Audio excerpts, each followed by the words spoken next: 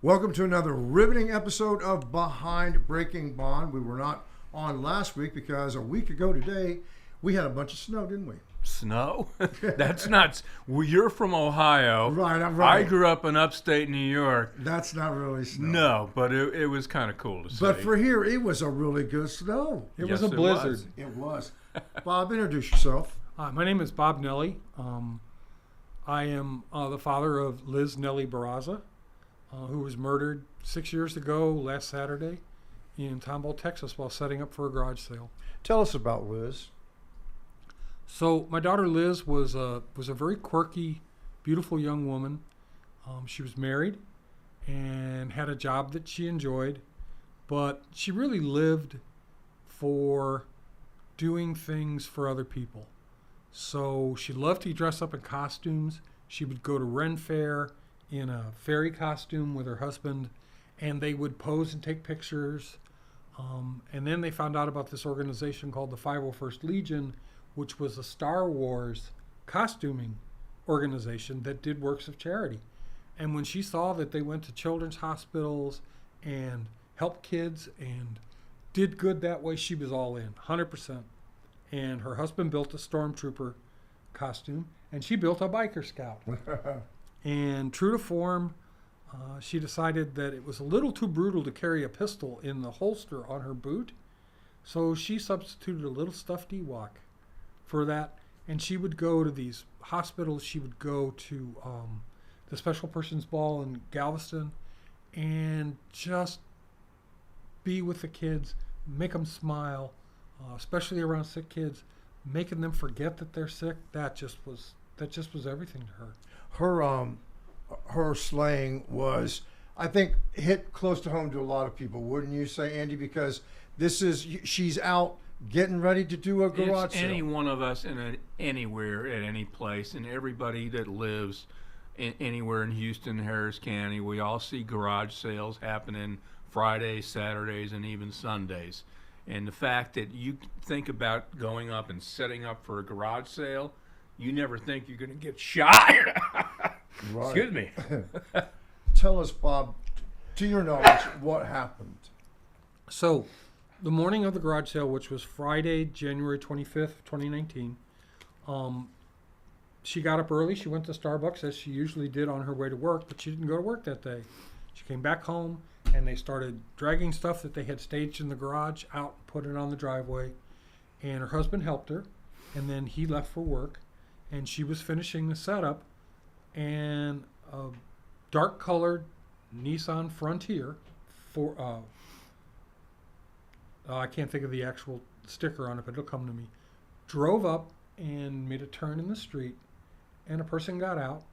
And from what we can hear, it sounds like they're talking to Liz. We know that she says good morning, which is a real typical thing for her to do. And she's continuing to set up. The person approaches her, and within a second or two, she lurches back. Some conversation occurs which you can't hear, and then shots ring out. And she was shot 4 times. 3 times was enough to put her down on the driveway. And the 4th time, the shooter leaned over and shot her right in the face, right here. And what happened after your daughter was shot? What did the shooter do? The shooter ran back to the truck, like really, really fast, took off, exited the neighborhood, and here's the crazy thing. They turned around on Kuykendall Road, and they came back into the neighborhood and drove back by the crime scene. And we know this for a fact because one of the 911 callers said that it was a dark Nissan truck that left the scene, and while he was on the phone with 911, 53 seconds later, he said the truck just went back by again. They didn't stop, but they drove by her and went down the street and turned into a different set of streets, and then they vanished from everything. I mean, they're not seen after that point. I mean, how unusual is that to return to the scene of the crime, so to speak? It's not as unusual as you might think it is. It's unusual in this because it actually occurred during the same time frame that you committed the crime. A lot of times you'll see people who commit these types of crimes will show up at a funeral, and they'll end up immersing themselves into the actual crime Or, itself. or I guess like when the police show up and it becomes a crime Right. scene. Yeah, and we've seen this before where they're involved in, search and rescue, things of that nature. And, it kind of lets them know what the officers are thinking and doing on this. This was highly unusual for them to double back, but I guess they obviously wanted to make sure whatever they were intent to do, which they did, actually, culminated on this. No Another- property was ever taken, too, Yeah, right? didn't touch a Nothing. thing. And another thing that's very strange is there's a question as to whether the gun person was male or female. Correct, and it's the way that they're dressed. They're dressed in, and again, so the entire murder is caught from a surveillance cam, not a doorbell cam, a surveillance cam from across the street that unfortunately was an older vintage camera. And it catches the whole thing from the time that they drive up in their truck, get out, shoot her, and leave, and the drive back by is all caught on that camera. And they appear to be wearing white boots and what almost looks like a raincoat or maybe a butcher's outfit, something, and they have hair that looks almost like a wig. And you don't get any true understanding if it's a male or female. Right.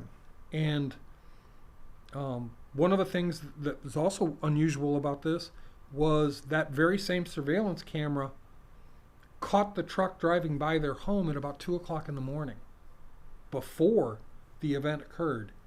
And that's another strange thing, but I think they were looking, that's one of the few things I'll speculate about. Her husband drove a number of different vehicles because he worked as a flooring contractor. So sometimes he drove his truck, sometimes he had a cargo van for the business. And I think they wanted to see what he was going to be driving that day so they could verify he had left the neighborhood. Because they literally appear on scene within a couple of minutes of his departure. And there's really strong evidence to suggest that they were waiting at the front of the subdivision to watch him leave so that they would know she would be by herself. I mean, there's obviously no kind of clear motive. None No, whatsoever. There really isn't. Their finances were clean. They didn't have any debts. No known enemies. No known enemies. They had a couple of people they had disagreements with, but nothing that would rise to this level. The sheriff's office just went through all of their social media, their phones, our phones, Sergio's phones, his parents. They looked at all our digital media, looked at all of our social media. They could not locate a single thing that looked like a motive or probable cause. I just can't even imagine. It's been 6 years, and in a lot of ways, you're not really any closer than you were 6 years ago. Or would you say you are? How would you say it? I would say that we're not any closer. I would say that the sheriff's office, our detective is Sergeant Michael Ritchie, and he has followed every lead that's been given him. And he's been given a lot of leads from the tip line at Crime Stoppers. And I don't think he has ruled anyone out. I know that he's continuing to look at different angles, but we're not at a place where the family feels comfortable with, okay, it's probably this person or it's probably this person, and now what we have to do is wait for the evidence to come in and confirm it. The individual who shot your daughter, going back to what you were saying before, appearing, earlier in the morning and then determining which truck that Sergio was going to, obviously they must have knew his schedule. Yeah. I mean, you had to know, you just don't have, it's not just something, oh, let's go. You knew that he had a schedule that he was departing at a certain time. Correct. You made an interesting point earlier that as far as it being a professional hit, that doesn't seem correct because it was 4 shots were fired. Well, but, okay, so let's talk about the 4 shots. The 4 shots that were fired, I think, first off, they used a revolver, so there's no brass to contribute to evidence.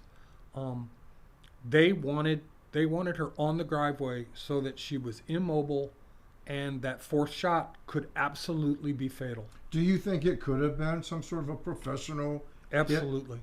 It's just, I had the unfortunate experience of seeing the unedited video, because in the early days after this came out, several sources ran the video without editing out the shooting. Yeah. And so I actually, although I had never wanted to see it, I did actually end up seeing it. And the way that the person leans over her and delivers the fourth shot is not coming from a person that is inexperienced. It just... And Liz doesn't react, right? She doesn't react to like, oh, this is somebody that I know that I'm afraid of, or... If she had recognized the person, I believe instead of saying good morning, she would have said good morning, Frank. Right. And she doesn't. And or if it was someone that she feared, you figure she would have probably turned around and tried to run away. one of the things that came out that's really interesting is that we became aware of the situation when the alarm in her house went off, and the alarm company couldn't reach her. And what she had done, and this was very typical of my daughter, is she had left the garage, the big garage door open, and they had a door into the house in the garage, and she had left that door unlocked, but she put the alarm on instant trigger.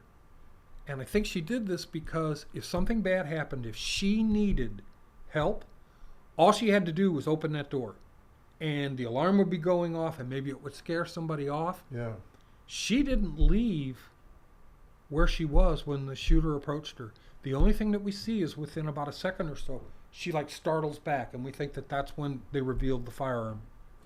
Talk about all the coverage that you've had. You've had national media coverage. So one of the things that we learned on February 6th of 2019 when we did our first Crime Stoppers press conference. That's where we first met. That's right? where I first met Right. Andy. He told me, he said, look, you have one job in this. He said, you can't investigate the crime. You can't go out and hunt for clues. He said, you have one job, and your job is to make sure that the information about the reward gets to the person that can solve the case. Yeah. And he said, the only way you're going to do that is getting publicity. So we started there, and Andy did our first big introduction. He got us on with Dateline NBC, and Andrea Canning came down and did a whole day of interviews. And we started to learn about working with the media. So we immediately became comfortable with all of the stations here in Houston and surrounding, and we started talking with them, and if they called and wanted to do something, we would do it. Sometimes we'd call them and say, hey, we've got something to talk about. But then what happened was the story started to catch on, and it caught on big. And so the day after she was shot, it was featured on Good Morning America, and it was featured on NBC Nightly News. And that sort of woke people up. So the next thing I knew, we had Inside Edition calling us, and they wanted to do an interview, and we talked to Andy, and he said, it's a good show, you should do it. So we did it. And then it just kind of steamrolled from there. We kept pushing the news out there, and we got Paul Azan to come and do a full episode on our case. We filmed with CNN Headline News. They were going to do it for one of their true crime stories. And then, of course, after we did 3 months of coordinating with them and 5 days of shooting, and Andy came, and we had all these people, they sold their video business to someone else, and I doubt the footage will ever make air. But we did that. We did, we also did Nancy Grace, did an episode on us, and she actually did an episode previously where we weren't involved. We did On the Case with Vinnie Politano. We did America's Most Wanted. You know, you had contacted us and asked us if we could do an interview just prior to the return of America's Most Wanted on Fox, and we did that, and they picked up interest in the case. They didn't have room for a full segment, but they contacted us, and they did like a 90-second capsule on that show. People Magazine came and did a webisode, and they did a 2-page article in the paper. This thing has just gone far and wide. You've made sure, too, that it doesn't get cold. Yes. Well, the one thing that we realized that in talking with law enforcement is that things get cold because they stop having new things to look at. And so when you talk to Andy about that, you know, how do we keep this from happening? One of the first things he's going to say is keep the tips coming in. And the way that you do that is never stop getting publicity. So we've done that consistently for these years. We've been very fortunate. We've been very blessed to be able to generate publicity on the case. And you had the Star Wars angle as well. So Liz had a really good friend who was very furry, and that's because he played the actor Chewbacca. He played the character Chewbacca in Star Wars. And Liz became a great friend of him and his family. And when he heard what had happened to Liz in our first fundraiser, his charity, the Peter Mayhew Foundation, threw money into the GoFundMe, and we were actually able to give Crime Stoppers an extra $15,000 for the first reward. So our first reward was $20,000. And of course, that gives us another avenue to get the case back out there again. The guy that played Chewbacca in Star Wars is donating money. You've had a big impact on social media too. Well, one of the things we realized a couple of years ago was that all of our focus on media attention had been on what I would call very traditional broadcast media. And we started seeing things in social media space where people were talking about the story, and we decided that maybe we should reach out to the folks on YouTube, the folks on doing podcasts, the folks on the Apple channels doing it. And so we started reaching out and talking to people. And one of the first ones we talked to was a young woman who had a TikTok channel called Criminology and Coffee.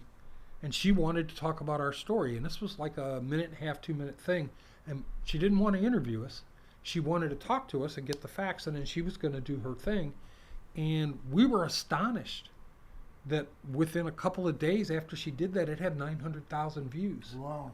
And then we found this guy in Scotland, his name is Mike O, who does a podcast called That Chapter. And without talking to us, he put together an absolutely factual, wonderful treatment of the case. And that had over 1 million views.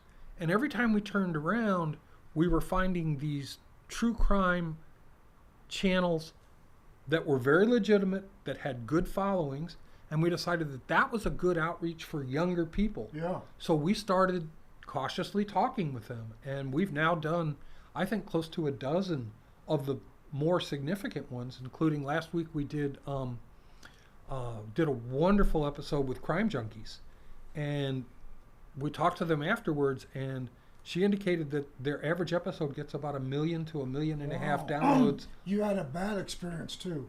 Well, we had an individual that contacted us and claimed to be all about the case and claimed to be there to help support us finding someone, getting it arrested. And it turned out that he didn't have the ethics that we really require. And he started doing some things. He got some of the incident reports from the constable's office, not from the sheriff's office, from the constable's office, and he put them out there. And they had some unredacted content that should not have been put out there. And so we've become very cautious with who we talk to. And we've had other people, Andy knows a couple of them, that have just reached out to us and I've got audio enhancement technology that will solve this case. And you talk to them, and you find out they're just really trying to get their name associated with it. A lot of people come out of the woodwork because they want to latch got a on motive. because it has high publicity value. How does Liz's case compare to other Houston cases when it comes to media attention? That's a really good question to answer. I think this case kind of stems on its own because we're going on our 6th year and we're still talking about it. And we're still finding, things to talk about on this.